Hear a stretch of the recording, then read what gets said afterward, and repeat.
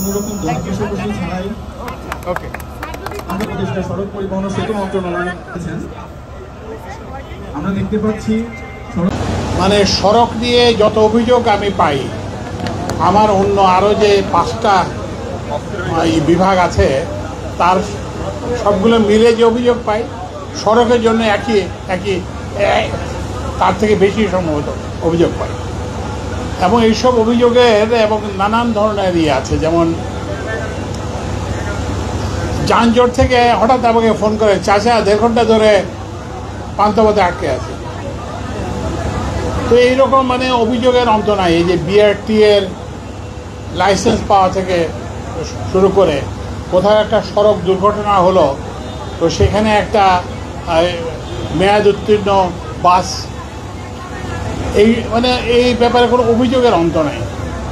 তো আমরা এখন চেষ্টা করতেছি যে অভিযোগ তো আর এতদিনের অভিযোগ তো আর একদিনে চলে যাবে না, তো একটা সূচনা করতে, যে কিছু জিনিস যাতে আমরা অন্তত কিছুটা লাঘব করতে পারি।